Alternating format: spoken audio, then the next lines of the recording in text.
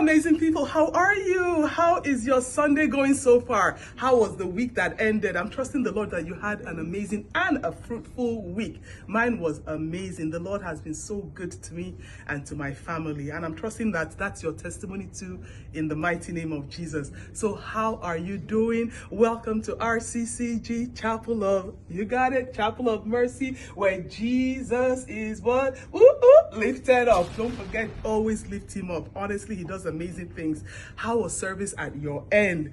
Ooh, at Chapel of Mercy, there's so much to talk about. But don't worry, I'm not going to take up the whole time. I'm just holding you accountable, ensuring that you're listening, you're actually present. And even if you're online, you're still, part of the service. Only be online when you really have to be online. Other than that, you want to be in person in your local assembly, okay? All right, I'm watching you. I'm holding you accountable. God bless you.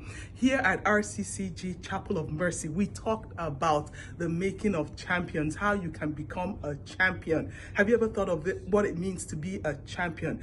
Our pastor gave us a definition and said a champion is someone who fights the course or argues the course of another person, or even their own. Actually, you're determined, you have a dream. And he said something very profound. He said a champion always begins with a dream. Do you have a dream? Have you been dreaming? Think about it. If you don't have a dream, you just wake up every day and just go about your stuff. What are your aspirations? What do you desire? And what are you doing to get there? That was one of the provoking thoughts for us here at Chapel of Mercy.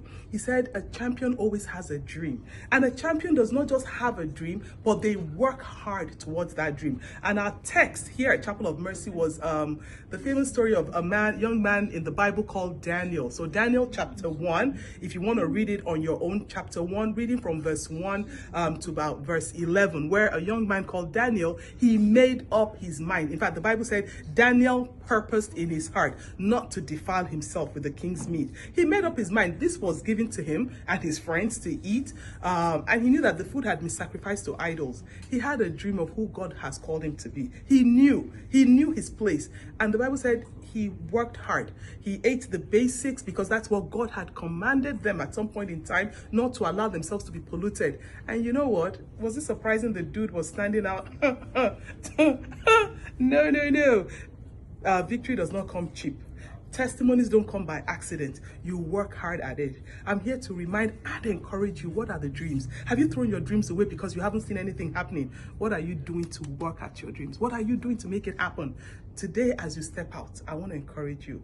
Bring out those dreams. Dust those dreams. What do I have to do? And begin to apply yourself. And it doesn't matter what happens to try to discourage you along the way. Don't throw in the towel. Work at it.